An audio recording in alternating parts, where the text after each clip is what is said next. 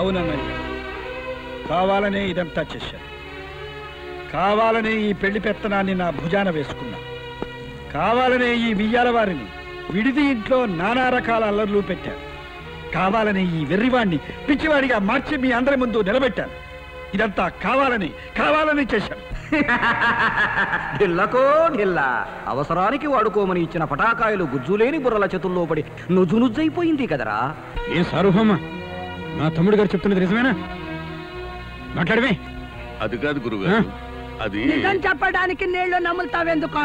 చూడండి బలరామయ్య గారు, మీ తమ్ముడు గారు చెప్తోంది శుద్ధ అబద్ధం. అది అబద్ధమని మీ కళ్ళ ముందే రుజువైందిగా.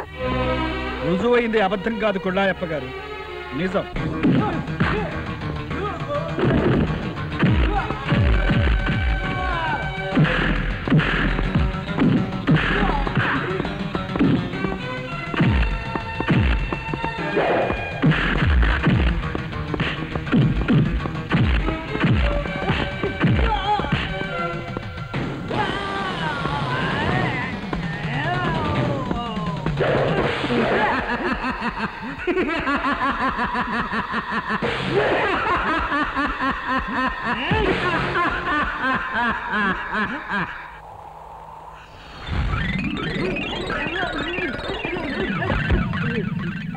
నా కళ్ళల్లోకి చూస్తున్నావు.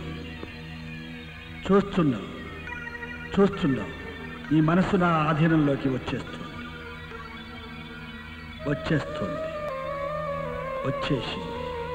ఇప్పుడు నిజం చెప్పబోతున్నావు. ఈ మనసులో ఏముంది?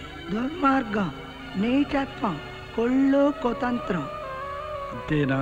సారీ, కుట్ర కూడా.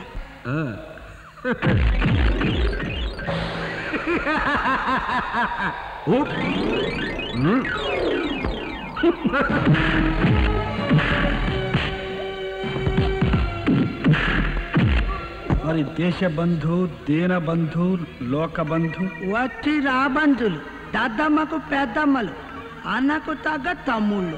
మరి ముక్కంటి మనిషి మంచివాడే, ఇది కరెక్ట్. గుణమే గుడిసెట్టిది, ఇది కరెక్ట్.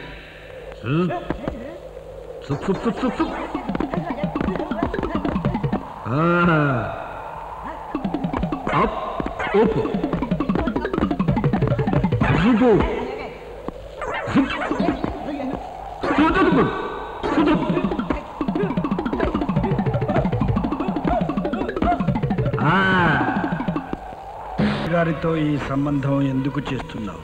ఆయన ఒక వెర్రి బాగులోడని తెలుసు గనుక, రాజకీయంగా పేరుంది గనుక, ఆ ధర్మారావు అర్జున్ రావుల అంతు చూడాలి గనుక, వాళ్లకు కృష్ణప్రసాద్ అండ లేకుండా చెయ్యాలి గనుక. ఊరి దుర్మార్కులారా, చుట్టాల్లా వచ్చి దెయ్యాల్లో ప్రవర్తిస్తారా? మా అన్నదమ్ముల మధ్య గొడవలు రగిల్చి మా బావులకు అన్యాయం చేసిన సరక మమ్మల్ని నాశనం చేయాల్సి వస్తారా? మిమ్మల్ని మావయ్య గారు, వాళ్ళు అనుకున్నంత మాత్రాన న్యాయాన్ని నాశనం చేయలేరు. కృష్ణమావయ్య ఆశీర్వాదం, కట్ట ఎదురు అండదండలతో మా నాన్న పెదనాలను విడిపించుకొచ్చాను.